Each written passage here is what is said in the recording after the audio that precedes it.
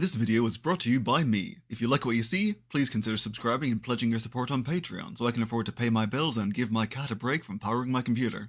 Happy Pride Month everyone! So as you may know, I've been in the habit of making the odd video on LGBT topics on my channel, and just about since I've started, I've been getting recommendations for a specific game pretty much anytime I've discussed the topic of non-binary representation, which has been going on for about 2 years now, and it's a game I've been meaning to play, but due to ADHD reasons I've just kind of not gotten around to it.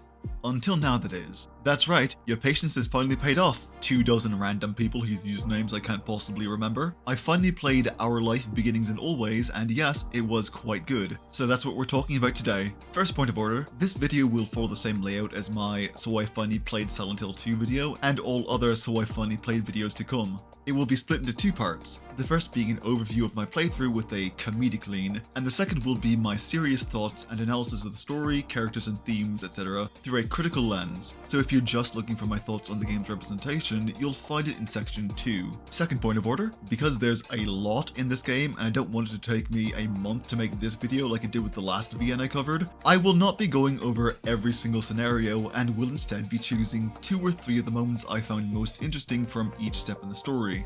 I also didn't play through the DLC moments for reasons I'll talk about later. So with that established and without further ado, let's get right into Our Life Beginnings and Always.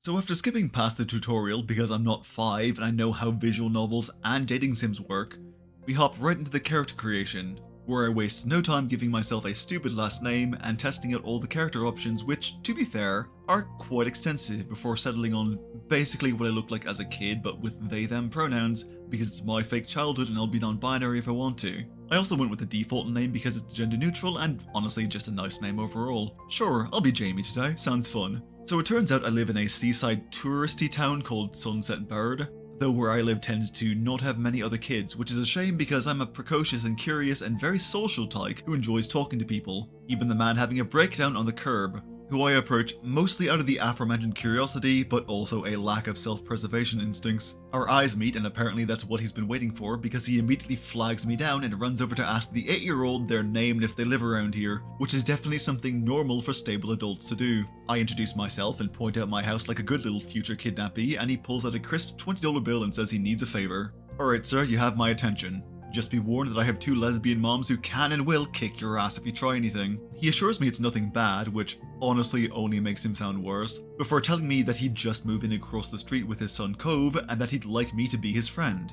Oh my god, that poor boy. You know what, neighbor? I will try to be your son's friend, simply because it sounds like he could really use one if this is normal for you guys. I will take the money though, because do you know how many gummy worms that can buy? I only promise to try though, I'm no miracle worker. Apparently that's good enough for Cove's dad, and he jogs off to find his son because he doesn't actually know where the kid is. You know, like a responsible parent. It's okay though, because I'm actually familiar with the place and I know the best moping spot in town, which means I head over to my favourite hillside, and would you look at that, there he is in all his seafoam green-haired glory. I greet him and tell him he's welcome to stay on my hill and cry out all he needs, which he does. Cove's having a real rough time of it and really wishes he could go back to where he came from since he never wanted to move, and I just sort of try to make him feel better as best an 8-year-old can. Like I said, not a miracle worker.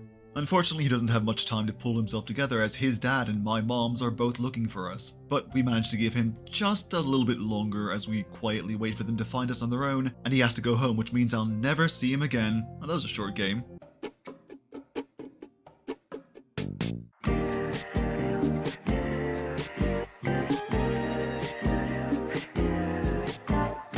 I'm kidding, we're already planning a playdate. Satisfied that we'll see more of each other, I take my moms by the hand and head home to rest for our big day. It's also right here that we learn that at fixed moments in the story, we'll get to decide our feelings for Cove, since your relationship with him is the narrative core of the game. You can't choose love just yet because you're a child and literally just met, but you can choose to have a crush or even be entirely indifferent to him. I do like him well enough so far though, so I'm starting out both comfortably relaxed around and fond of him. This will obviously change as the story progresses, and I feel like the game really wants you to go down the friends to lovers path, but falling in love with him is not required at all, so I'll just take what feels natural to me as we go along.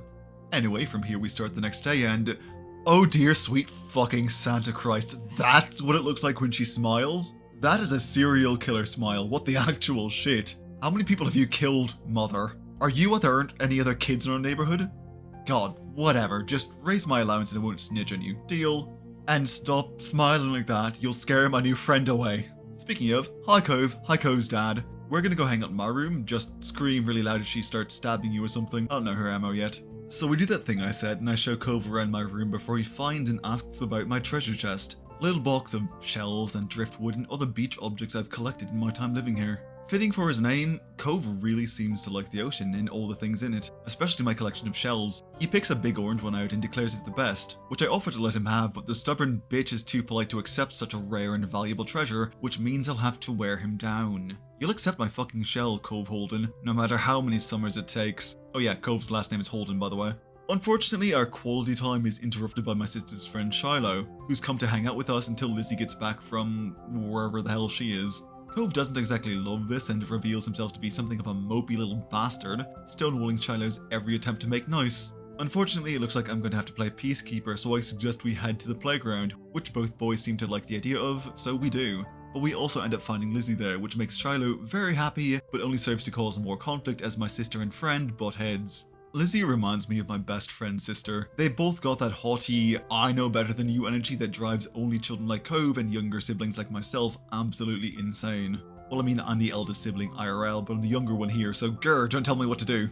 That sentiment is actually why the two butt heads so much as kids, and also why Lizzie and Shiloh get along so well. Cove hates being bossed around, and the fact that he broke his arm and can't do the things he actually wants to only makes him hate it more. While Shiloh just cannot live without being given instructions. The boy is a follower through and through and is completely lost without someone to boss him around. We do all manage to have a fun time though, and so ends our first hangout of many. So as I mentioned, each step is split between certain moments, little vignettes of our time with Cove, and these make up the majority of the game's playtime. You don't actually have to complete all of them to progress the story, but you'll want to because the game has good writing. As I said, I'm only going to be covering a limited number of moments per step, and the moments for step 1 will be shopping and fireflies. Shopping starts with us walking outside to find Cove and his dad chatting in the street. Apparently Cove is heading down to the pier to check out the shops and, sensing an opportunity to to encourage his son to be more social, Mr. Holden says I should go with him and gives Cove an extra $10 to buy me something as well. I think I'm sensing a pattern develop here. Whatever, Cove seems happy for the company and I have nothing better to do, so we agree and walk to the pier together. While we walk, Cove keeps an eye out for shells and tells me he's looking to buy a new sand pail because the last disappeared somehow and definitely wasn't lost by him, no sir. We chat about our favourite beach activities until we arrive and see a crowd gathered around a street magician named The Amazing Alexander, who invites us to take part in his act. Cove isn't especially impressed because he's a little killjoy, but at least we both got balloons out of it. They're shaped like dolphins, which is delightful. We chat until we spot some dolphin keychains and he offers to buy me one, which I accept because I didn't bring the bribe money and I really want the cute little dolphin. He also buys us some pretzel snacks and we make up stories about our dolphin balloons until his decides it's had enough and fucking explodes on us. Which just breaks the poor boy's heart, but you have to learn about the ephemeral nature of beauty sometime, boyo. I'm just kidding, I offer him my dolphin, which the stubborn bitch turns down, though he does seem to feel a little better. And then we head home as I plot a way to make Cove accept a fucking gift from me one of these days. It's gonna happen, you little shit, just you wait. Firefly starts with Lizzie announcing at dinner that we'd be collecting fireflies, apparently deciding that I have literally nothing better to do than whatever the hell she says. Well, what if I don't want to follow orders like Shiloh, Lizzie? What if I already had plans? I don't, I'm a total loser, but you didn't know that. I'm going to my room, you presumptuous bastard.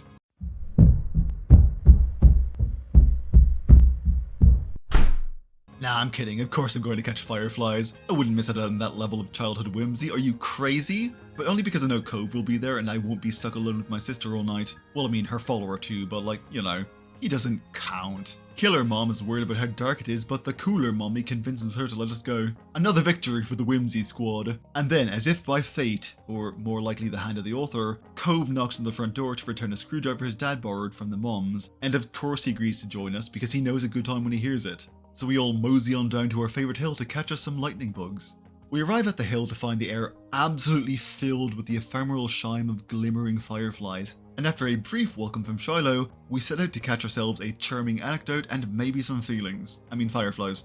Naturally, being the perfect specimen of humanity that all NBs are, I have no trouble catching myself a little buddy, but Cove's cast really costs him in the dexterity department and costs him the catch. so I extend my hand to show him mine. My friend gently places his hand on mine, and the firefly crawls into his palm.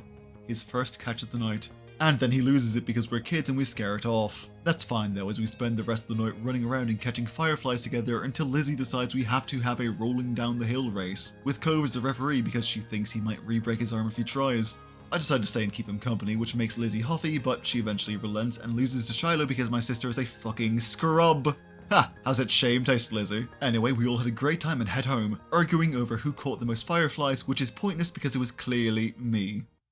And then, as it always must, summer comes to an end. The family sits on the beach, reminiscing about the great day we had and lamenting how close it was to the end of our favourite season. The moms want us to head home and help prepare dinner, but we're too cute to be put to work and they agree to let us play outside a little bit longer. My sister and I disagree on how to spend our extra time and she heads home in a rush, which means I get to hang out on the beach and run into Cove, who is naturally moping about something or other because that's his natural state of being. Talk turns to his cat and he tells us that he got in a jet ski accident, which is honestly way fucking cooler than I was expecting. And then he starts crying because he still just wants to go home and doesn't want to have to deal with more new school, new classmates, just more new stuff. And you know what? That's entirely understandable. I know I've been poking fun at Cove's angst, and I will continue to do so forever, but I actually do sympathize with him. I think people tend to forget just how big of a deal moving is for a kid, especially one Cove's age. Your entire life is built around the routine of school and home,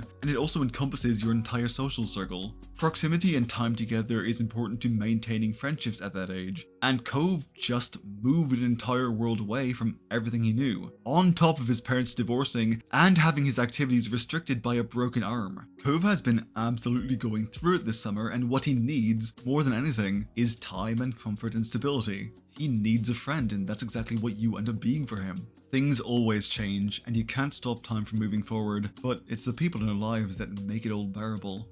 Anyway, time passes and the years move forward, and I decide that Jamie Right and Real Slow wants to experiment with her style a little bit. So I grow my hair a little longer and dye it a blue that's as close to teal as the game will let me, which is the best colour, and anyone who says otherwise is wrong. You're also given the option to customize Cove's appearance and personality, which I took one look at and decided I wasn't gonna fucking do because that's really fucking weird. Insisting on controlling who someone turns into isn't love, that's narcissistic manipulation. Anyway, moving forward. You know how nervous I get when I'm around you. I want you to make a move. During the little time skip, Cove settles into the routine of school, finding a place with us there just as he did with Sunset Bird. His parents' divorce is also finalised, with his father getting full custody. Cove never really talks about what happened between his parents, and all we can do is hope he feels like opening up about it someday. More importantly though, now we're in middle school and a full 13 years old. We're teenagers now. We're mature, wizened, sage. Cove has come out of his shell somewhat, as well as being the tallest kid in class now thanks to a major growth spurt. Also, Shiloh moved away, but people stopped giving a shit after Lizzie got over it because she was the only one who liked him. Unfortunately, getting over it hasn't done anything to make her less rude since she barges right into my room without knocking to criticize me and let me know that Cove is at the door. I mean, she calls him my special boy, but you know. We head downstairs to greet Bio, and thus begins step 2. Mom greets us first, and okay, is it weird that her smile is way less creepy with her hair up? Maybe it's just me. Also, the artist formerly known as Mommy dyed her hair purple and it looks great, no notes. We quip and then turn to Cove, who got a glow up from cute to absolutely adorable. He also brought an edible flower arrangement from his dad. Hell yeah! Love me some finely arranged fruit. He gives us the fruit and I call him cute, and we step outside to be greeted by our friend Derek, who's just a little guy and also a bowl of sunshine. He's momentarily and understandably distracted by the fruit bouquet before revealing that there's a new kid in Sunset Bird, which hasn't happened since Cove moved here 5 years ago, so that's big news. We decide to go meet him and hopefully gain a new friend, so we head down to the playground where he was last spotted. Ew! Yeah, not gonna lie, the dude's as bad as he looks. Jeremy hears a little turd goblin who fumes about his parents being stupid for bringing him here to see family, insults everyone, and then storms off to presumably scream at some seagulls or bully some crabs or something. Good riddance to bad rubbish. Derek is bummed, but you know what would make him feel better? Fruit. Fruit in the shape of, oh, I'm just talking hypotheticals here. A flower? That would be fantastic, but where could we possibly... Ah, much better. Oh, hey Lizzie. Sorry, you probably wanted some, huh? Well, I regret to inform you that— Look over there! Whew, we escaped the wrath of my sister. What a good start to the summer. Speaking of, later that night we have what's apparently become a routine phone call with our cousin Leandra, or Lee for short. Lee is a really sweet character, very supportive and friendly, and more a friend than just a cousin, honestly. We can't talk long because Elizabeth wants the phone, but she'll be back. Anyway, later that night, we're lying in bed staring up at the ceiling when a window rattles because Cove has climbed the fucking trellis to give us a surprise visit because he wants to talk and doesn't want to get caught, which is honestly kind of adorable. This boy has an A in gym and he uses it only for mischief. I love that for him. Apparently he was eavesdropping on his dad talking to his mom over the phone, and while in the summer he usually goes to visit her for a few weeks, this time she's coming to visit him, which is, well, it's complicated as most situations surrounding a divorce usually are. Especially for Cove, who has a lot of conflicting feelings and doesn't know what to do, so he came to his best friend for support. See that? That right there is what we call showing your work. I'll explain later. Oh, and Cove asks if he can stick around a bit longer, to which I obviously say yes because he's my bestie and I could never turn him away in this trying time. So I hug him and we get on with our secret hangout session, eventually falling asleep, with Cove still in the room the next morning. Yeah, we're not very smart sometimes. We're obviously in a bit of a tizzy over potentially getting caught, but he calms down and thanks me for being a really good friend. His words, not mine. And he clambers back down the side of the house, with our parents none the wiser. I mean, Elizabeth notices me being weird, but she's not a mom, and she also doesn't care enough to press it, so I'm still calling it a win. Go team besties! Anyway, I step outside debating whether to go check on Cove when a woman I've never met calls my name. A woman who seems oddly familiar. It's Cove's mom. It's fucking obviously Cove's mom. Apparently she recognized me because Cove never stops talking about, "Oh, hi Cove! Guess who I just met?"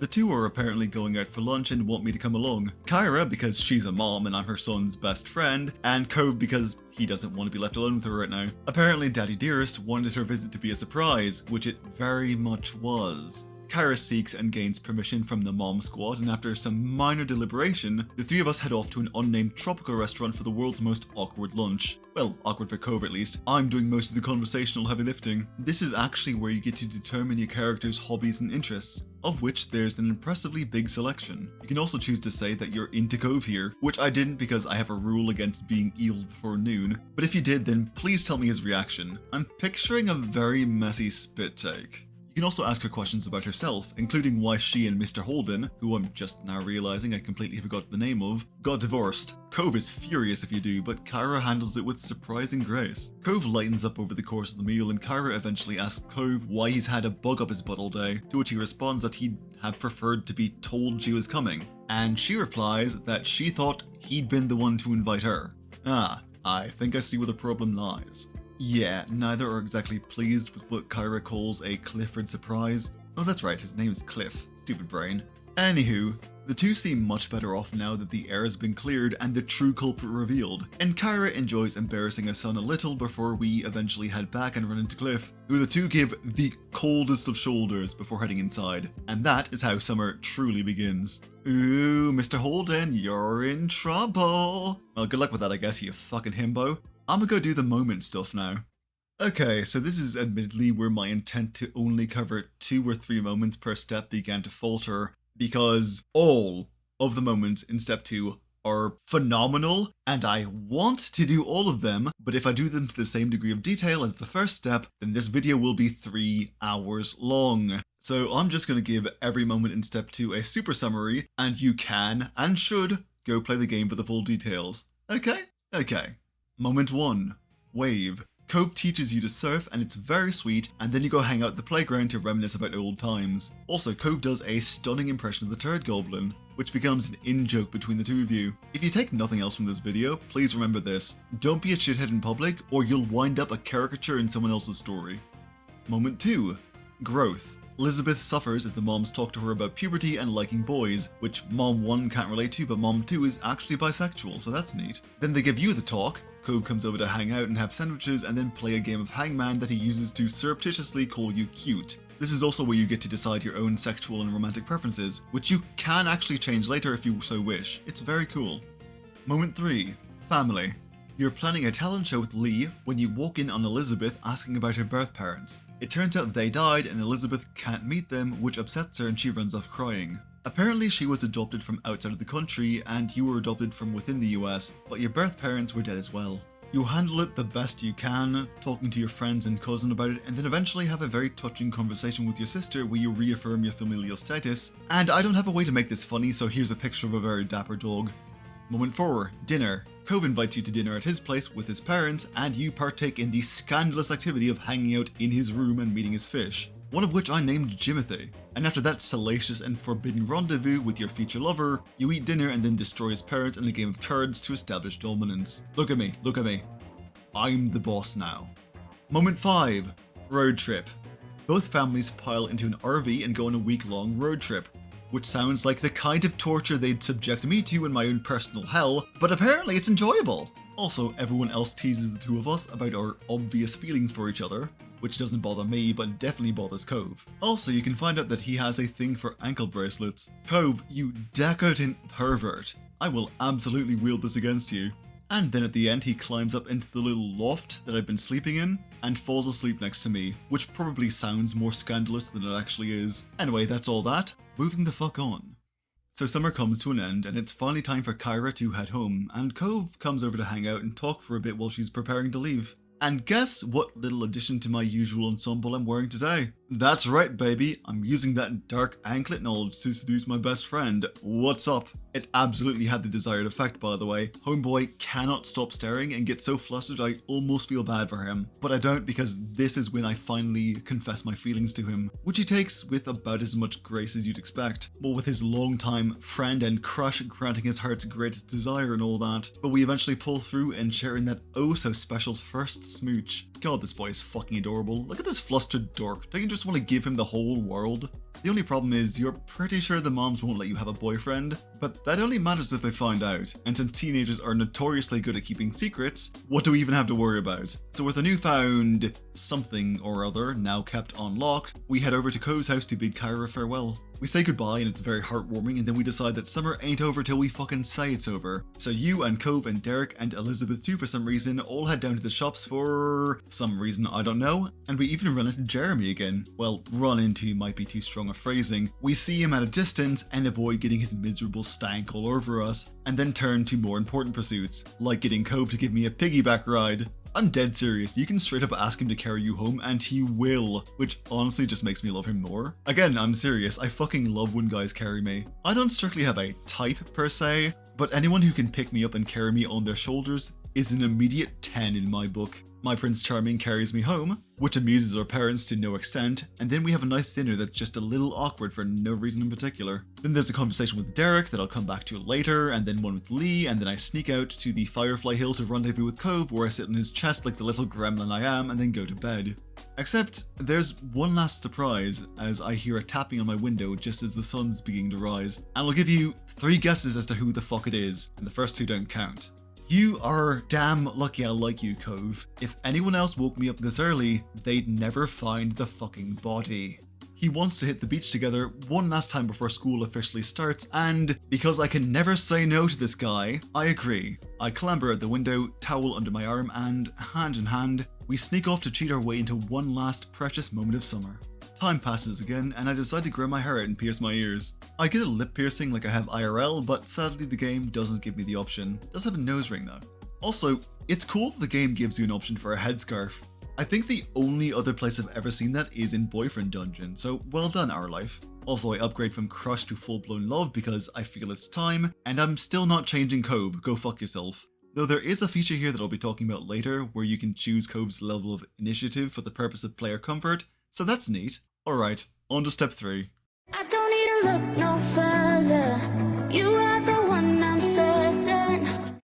Some more time passes, as it is wont to do, and things continue to change. You see less of Derek as your schedules just don't match up so well, but you still endeavour to keep in touch as best you can. It's sad, but you also make new friends. Friends like Terry, who you actually meet through Cove, and Miranda, who you've always sort of known through school, but only now grow close to thanks to her friendship with Terry, which leads to you becoming great friends as well. Also, gay marriage was legalised in the last 5 years, so the moms are now officially recognised as wives, which fucking rocks. Also, Elizabeth graduated and moved out to attend college, which, good for her. I'm proud of my imaginary big sister. Cove also grew closer with his parents, and it became normal for Kyra to visit. Cove isn't exactly an extrovert, but he's made great strides in maturity, which also includes our own relationship. 5 years have passed since we confessed. We've grown both physically and as people, and now we have a greater idea of who we are and what we want, though we still don't know everything. Which of course isn't really a problem. It is the beginning of summer after all, just after graduating high school, and we have the whole of the rest of our lives to discover who will be next. So anyway, we're eating breakfast with the family and, oh god, she has her hair down again. She's back on her serial killer shit. I knew she'd get bored when empty nest syndrome hit. Whatever, Mom, just don't stab anyone I like and I won't have to report you. We both know you're getting too old to outrun the cops. Anyway, they talk about something or other I don't really care about, and then my phone rings and you actually get to customize your phone that you'll never see in this. So I set my favourite song as my ringtone and made it turquoise, which is the second best colour right behind teal. Fight me. Also, apparently it's Lee calling, which is always a good time. Lee teases me about my obvious love for Cove, who's apparently been away for a couple of weeks in Nevada and I am dying without him. I mean, I don't blame him. He should absolutely go see his mom before life makes it hard to do so regularly. But I also haven't been cuddled in a fortnight and I'm on the verge of collapse. It's possible I might be projecting just a tad there. The call ends and Liz asks if I want to go for a drive to the city to go shopping, and I cannot agree fast enough, especially since she's driving. We get there and do our thing and Liz is shocked out of her monologue on moles by the sight of a very familiar face. Yeah, it's Shiloh, all grown up and apparently on a school trip or something. And my poor sister goes from elated to being on the verge of a tantrum when she finds out he either doesn't recognize or doesn't remember her in the slightest. Though given that he's got some dude named Nate very rudely talking for him, it's possible the role of alpha bitch is just already filled in his life. Shiloh apologizes for his friend, I think, and then he walks out of my sister's life forever. Liz is, well, she's clearly upset by how it went, but she's also happy to know that he's still out there and doing okay. It's honestly an impressive display of her own growth as a person to just accept that he doesn't belong in her life anymore. Sometimes people just leave and there's not much you can do except cherish the memory, and that's really okay. Anyhoodle, we head home and I have to fight for my right to sleep in my own room, and then you actually get to design it. I don't really have anything to say about this part, it functions just fine. My favourite part of it is going back to it and finding out that my boyfriend is in the window, which apparently is just a boyfriend's natural habitat, or at least this boyfriend's. He came to see me the second he got home because he missed me, which is understandable. I'm fucking amazing. The music swells as we kiss and say something incredibly loving, and a fucking dove flies at my ass or something. I don't know, it's just a really good kiss. Then I hop on his back and he carries me back to his house to see his dad, who he actually hadn't said hi to yet apparently. We do stop at the door as I remember I have a special present for him though, and I run back upstairs to finally enact a plan that's been 10 years in the making and give him that damn shell he wouldn't take from me. There's no turning me down now, Cove. Accept my fucking shell before I glue it to your face. Oh shit, he's crying. Oh god, what have I done? I'm a terrible partner. Oh, I'm sorry, I didn't mean it. I'm kidding. He's just really happy that I remembered his favourite thing, because I'm great and he's lucky to have me. Anyway, the night goes by and the next day we're planning on hanging out with our friends, so I head over to say hi to Cove and Cliff and... Okay, is it me or has he not aged a day? Like, at all. My moms are both wrinkling and or greying, and this guy looks the exact fucking same. What is your secret, Clifford Holden? And will you tell me in exchange for, say, something equivalent to $20? Sorry, back on topic now. Apparently someone new is moving in, and we speculate about it until a taxi pulls up and...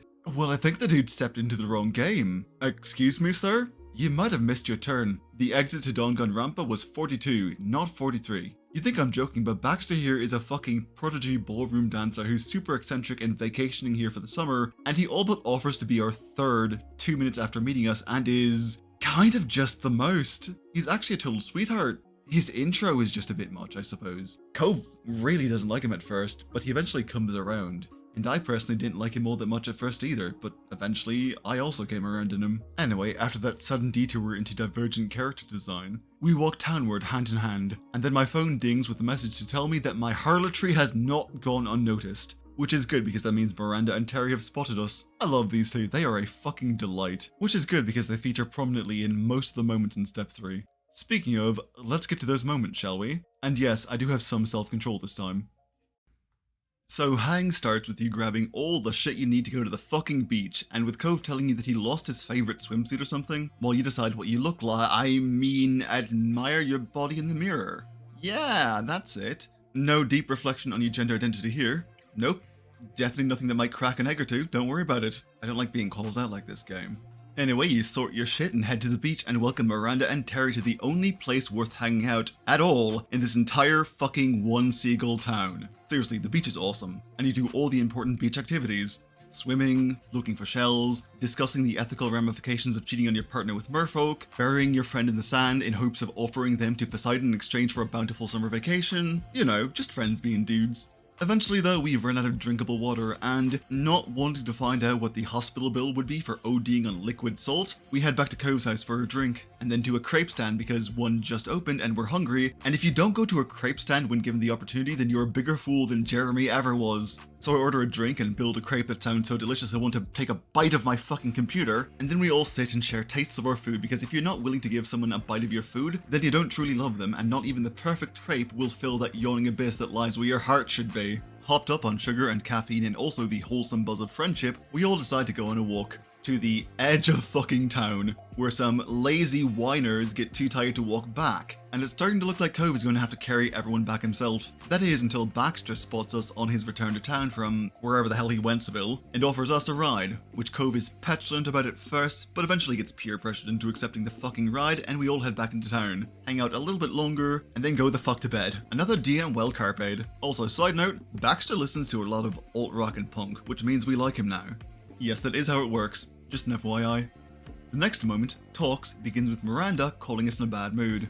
Uh-oh. She says she got in a huge fight with Terry and they're not talking anymore. Double uh-oh. And, okay, to make a long story short, the two were hanging out and lost track of time and it got super late, so Miranda offered to let Terry sleep over, but Terry had an unexplained minor freakout and it woke Miranda's dad up and he drove her home, and she texted an apology but now won't respond to texts or calls from Miranda. Okay, so we're just gonna be making a whole fucking mountain out of this, yeah? A simple molehill won't do? Alright, yeah, carry on I guess. So you and Cove discuss what to do next and actually get into a fight for, I think, the first time in the entire game. It has the potential to go pretty badly too, but in my run Cove just decides to go home for a bit to calm down, which is probably for the best because I would crush his twunk ass like a bug. Eventually we make up and Terry actually calls us. Clearly not doing so well. She's totally in love with Miranda, by the way. I'd spoiler that, but it's really fucking obvious. So it turns out that Terry was basically having a panic attack, and in her desire to help, Miranda had accidentally ended up overwhelming her, and it really wasn't anyone's fault, which they'd know if they actually talked it out, but you know what they say about hindsight. Our solution is to put them on a call together and make them talk it out like adults, and surprise surprise, they work it out. Proper communication saves the day again. Hallelujah. Oh, and Cove informs us that he's realized he's demisexual panromantic, which is both very cool and something I'll be unpacking later in the video, and also very, very weird, because in the middle of writing the script for this video, my sister came out as that exact same thing, so it's kind of surreal for me. Also, the game asks one last time if I'm really sure I don't want to tell Cove about the bribe that started our friendship, but I wasn't a snitch then, and I'm not a snitch now. It's never gonna happen, game. Shove it up your ass and let's move on. The third and final moment of step 3 we'll be covering is called Charity, and it starts at the end of a very long beach cleanup session. Cove began volunteering for a beach and ocean preservation organization called Orca sometime over the last 5 years, and has been doing a lot of work for them, which means that my time was also volunteered, just not in an official capacity. Tonight there's actually a fundraising event dinner type thing that Cove gets to attend for free as a member, and has invited me as his +1, mostly because he's uncomfortable with the idea of going, and my company would make it more bearable. I feel that, my dude, and me and formal wear do not mix. Every time I have to dig out my dress clothes for a wedding, I come a little bit closer to burning them and just showing up naked. So I agreed to go because I'm a supportive partner and also there'll be tasty food there and I want to eat. And we fast forward to later that night with Liz helping me get all gussied up to match the dress code, and Cove giving his input over the speakerphone, which kind of feels like the dress up equivalent to giving your younger sibling an unplugged controller, but hey, as long as he's happy, right? The game gives you a decent mix of clothing from both of the binary gender options, and I decide on a dress shirt and skirt just to fuck with some heads, and then added a necklace because IRL I always wear one if I'm not working out, and of course, my weapon of Cove distraction, aka an anklet. And then I ask Liz to help me apply some makeup because if I do it, I'll look like a clown, and I'm really not eager to find out if that does it for my boyfriend, so I'm deferring to the professional. My family has a collective squee over me and then sends me on my way with a fond slap on the bum, and then Cove gets hot and horny for me, which obviously he should. I'm beautiful and my tits look amazing. He also looks good, and I kind of want that shirt IRL. I kind of want most of Cove's shirts, not gonna lie. I should look into that. Anyway, we head to the event and it is fancy with a capital expensive, as these things tend to be. I'll be honest, I don't think I'd be comfortable at one of these IRL. Both the atmosphere and clothing seem like they'd be stifling. Then again, the right skirt would probably make the latter part much easier to handle. The orca speaker thanks their volunteers and actually starts with Cove, which is cool. And then they bring out the food, which starts with a salad and bread that we practically swallow whole because we honky. And can you please bring out the main course soon? We are going to starve to death here. They bring out steaks, which are fantastic, and then a lemon sorbet dessert that is way too fucking small, and I personally feel seen by Cove's disappointment at the serving size. This is no place for those with a fast metabolism. Being the magnanimous paragon of generosity that I am, I share my dessert with him, just as I did my bread. We are, however, hitting a fucking Dairy Queen the moment this is over. This is not up for a debate. But first, we must dance. It's like a law or something. Don't check, just trust me. Cove is worried I might not have enjoyed my time, but I kiss him to shut his stupid mouth and tell him that there's nowhere I'd rather be than in his arms, and it's all very sweet and cute, and then we go home and say goodbye, and then Cove climbs up to my fucking window again because he's a dork, and also...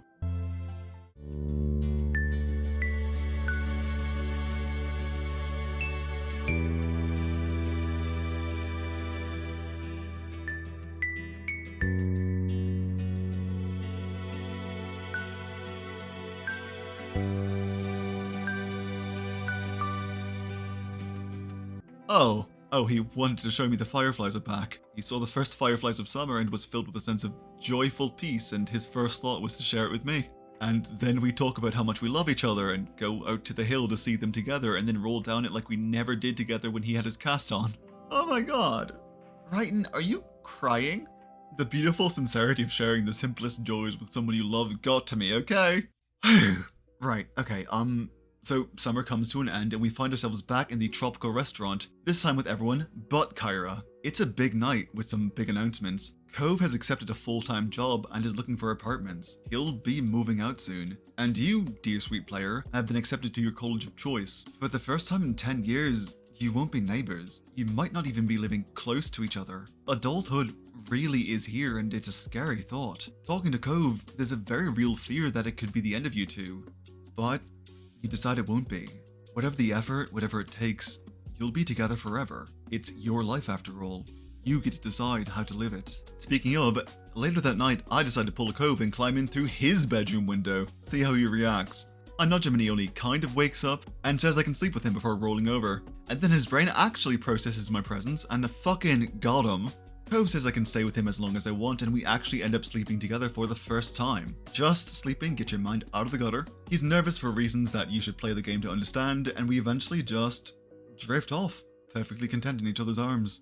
Aw, that's cute. And then the next morning, Cliff strolls in to wake up his son and finds us. Because of course, the one time I'm the one doing the sneaking, we get caught. Thanks for the comedic irony, God. When I die of embarrassment, I'm coming to feed you your own beard. Also, Kyra's here.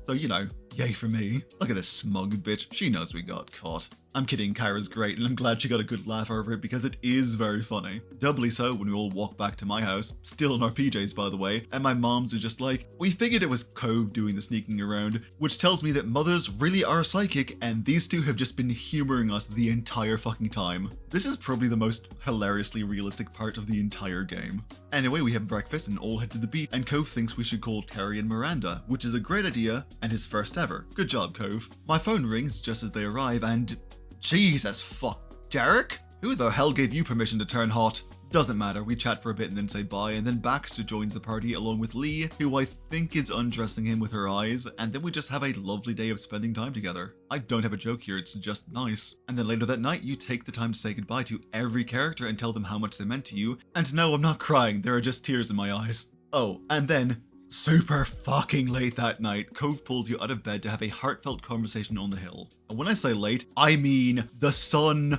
rises as you're talking. Though I guess you could argue that's just really, really early. And then you fall asleep holding each other in the grass and wake up to Cove being a whimsical little prat as you affirm your love for each other one last time before the credits roll. And that is our life, beginnings and always.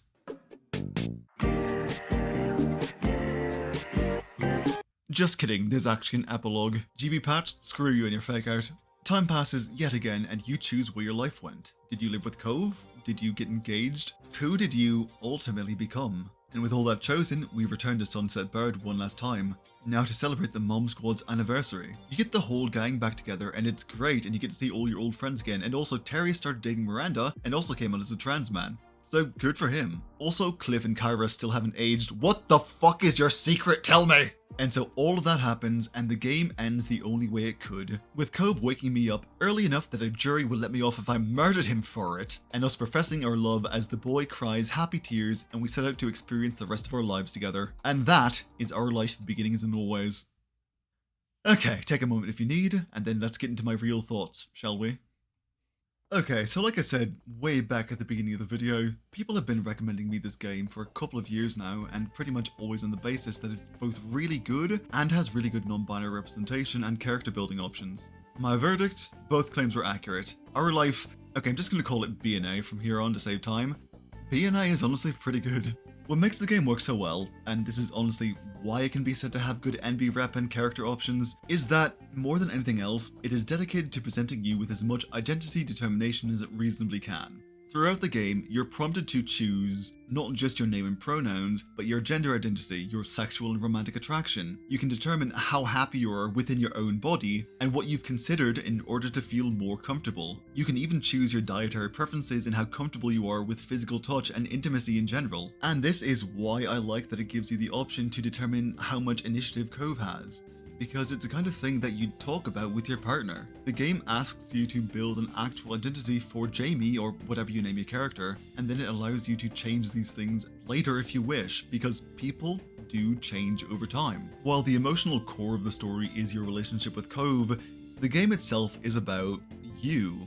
It's about who you are and who you will become. And if it didn't give you every option possible, then it wouldn't be a very good life simulator. It's kind of a better life sim than games in the actual life sim genre because it focuses so much on identity and relationships, as much as it reasonably can within the confines of the visual novel format at least. To that end, this game does have really good non-binary character building options because it allows you to express your gender through choices throughout the story and not just when you make Jamie at the start. It actually has really good representation overall, not just in how it lets you determine your own identity, but in how it explores your friends and family. You have two moms, and one is explicitly bisexual while the other is explicitly a lesbian. Baxter is bi or pan as he expresses interest in you and Cove no matter what your gender is, and Miranda is the same because she dates Terry before and after he comes out as a trans man. And as I said earlier, Cove is a pan-romantic demisexual. And that's really cool because you almost never see any game talk about demisexuality ever. The only other time I've seen it in a game that I can recall was with Nomi Nomi in I Was a Teenage Exocolonist, so that's neat. And also, you just never see any game draw the line between romantic and sexual attraction. It's not really explored in any meaningful way, but it is really cool that it gives you the option to delineate those choices yourself, and also uses Cove as an example of that.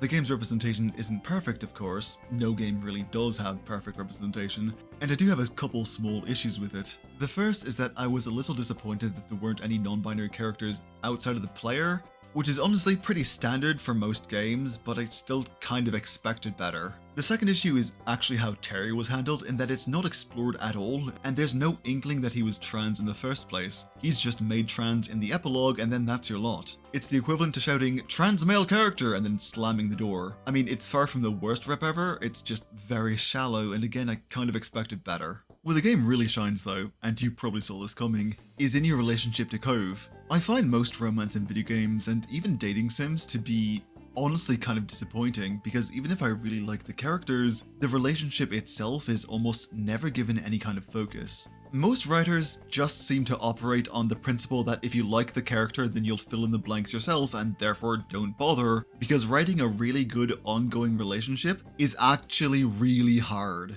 But the thing is, I actually really do want to see those relationships explored and grown. I'm a writer myself, and very few things bother me in a story as much as characters with a complete dearth of chemistry that I'm just being told by the author are supposed to be in love or even just friends. If you can't convince me that two characters like each other in any way, then you're going to completely lose both my interest and respect if you claim they're in love.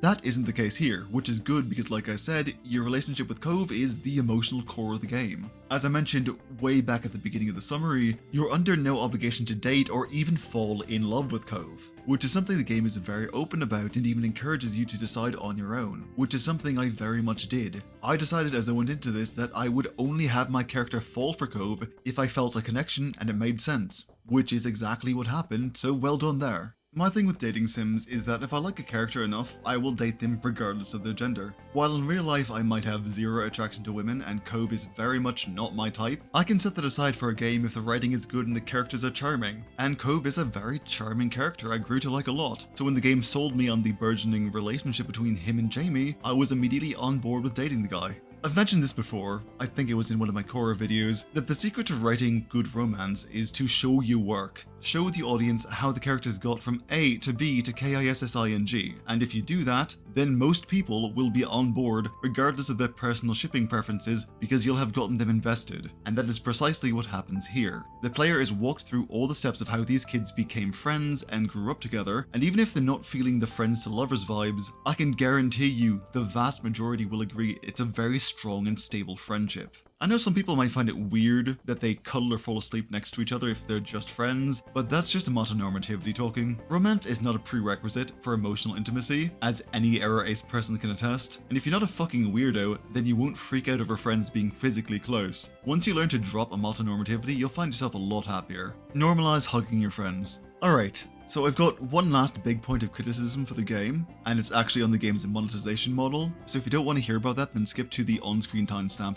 So as previously mentioned, this game is free to download and play, but that's only true for half of it. The other half is available via paid DLC, and this is actually where my problem stems, because I honestly think this game should have just charged you upfront and had all the story available from the word go. See, this actually goes beyond my own personal distaste for free games bilking players for coin, because the way this DLC was handled is disgustingly exploitative. And before anyone argues that you don't need to buy the DLC to enjoy the game, shut the fuck up, because that isn't the point. The problem is that they set it up like this at all. To be blunt, they should have just set the game at $10 or even $12 and kept it all in one piece, because this is atrocious. See, the problem with the game's DLC is that its implementation is specifically designed to both exploit a sense of FOMO and undermine the player's sense of emotional catharsis. If it truly is meant to be optional content that the player doesn't need to enjoy the story, then why is it right there from the start in every step? Why would they not just put the DLC information in the start menu like plenty of other games and allow the players to peruse it at their own leisure instead of throwing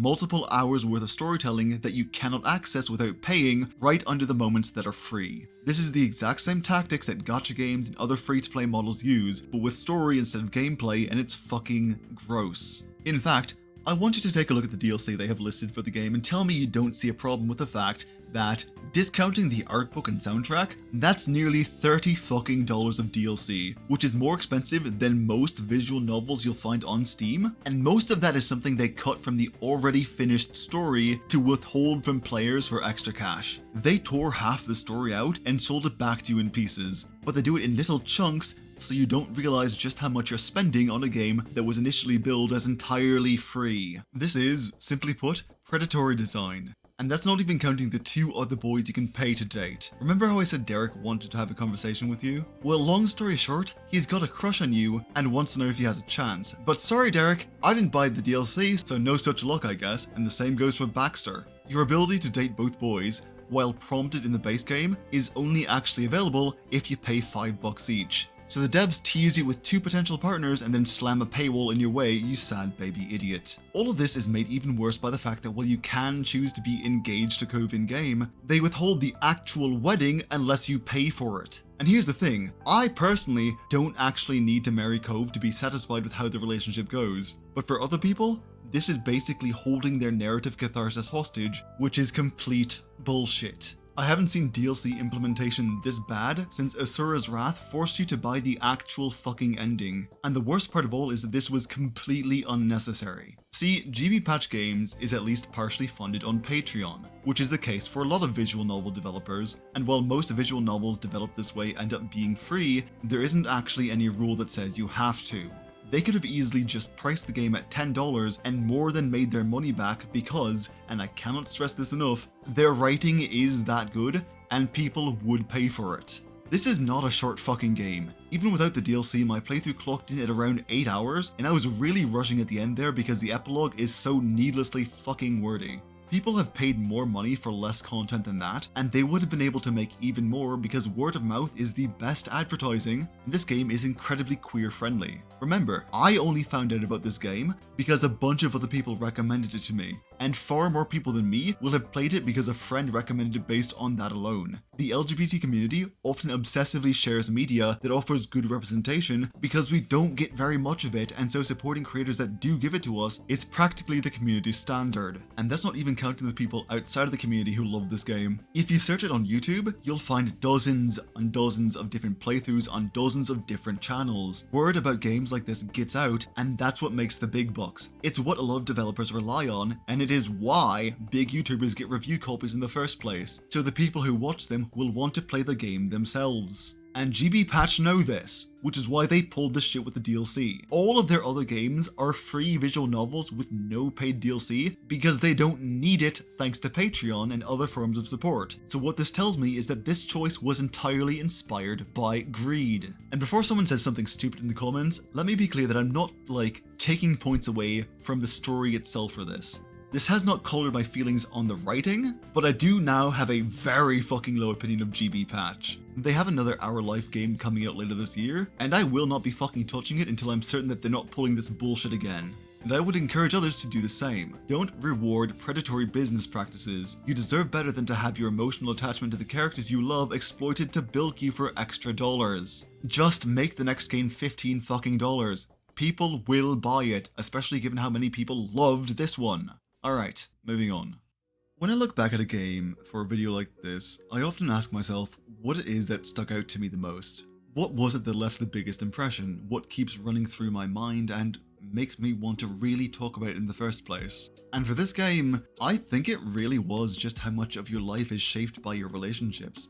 Because that's what it's like in the real world as well. We construct our identities from our experiences and little pieces of all the people we've ever interacted with. And those relationships, whether we know it at the time or not, are foundational to determining who we end up as in the end. And indeed, we rarely realize who is or will be as important as they end up. Some people can be a part of your life for years and yet mean practically nothing, while others might enter your life for a brief flash of time and yet mean more than we could ever put to words. I think this is why I found myself so enthralled by the characters in this game, because it really does seek to build a connection with the player and not just the player character. Your relationship with your friends and even your family changes as you grow. You watch them mature, watch them handle heartache and loss and joy and triumph right alongside you. You develop habits and in-jokes, and the things that felt important stay important, even if hindsight does reveal them to be a little silly. This is especially true for your relationship with Cove. You are allowed to, as much as possible for the format at least, organically develop your friendship into a truly unbreakable bond of mutual care. Whether it becomes romantic or not, the basis of that friendship is founded in a shared affection that the best friendships always have. My favorite moments in this game are always the littlest ones. They're the gifts you give because you remembered you liked them, the small moments where you learn more about and accept each other's identities and shortcomings. The quiet domesticity of shopping together, taking a trip to see his mom, or just sharing in the simple joy of catching fireflies. I appreciate that you're given the opportunity to build a life with someone you love, with the many people you come to love, because that's what I want for my own life. The world is beautiful and life is full of wonder, but it's always better when shared with someone who you love and who loves you in return. Happy Pride Month, everyone, and thanks for watching. Can we hang out sometime? Oh my god, it's finally done. I did not expect this video to be so fucking long, but then I've never been very good at keeping things short. I actually originally meant to make this video way back in February, but then Scarlet Hollow Chapter 5 came out and I had to make that video. And if you've watched that, then you know why this was shunted down the priority list. I really did enjoy this game, by the way. Don't let my harsh criticism of the DLC make you think otherwise. I don't make videos on things I'm not passionate about, and considering I recorded the game footage back in February, that should tell you all you need to know. Anyway, I need to get give an especially huge thanks to my Patreons, especially Anyu, Wisteria, Lustrous Lizard, and Tetraphobe49. Thank you so much for supporting me in my endeavors. I do have one more video planned for Pride Month, which will be a special queer tropes video, so look forward to that sometime before the end of June, hopefully sooner rather than later, but we'll see how cooperative my ADHD decides to be. Either way, I hope you enjoyed the video, and I hope you're having a wonderful start to your summer. Bye guys, and remember to love each other.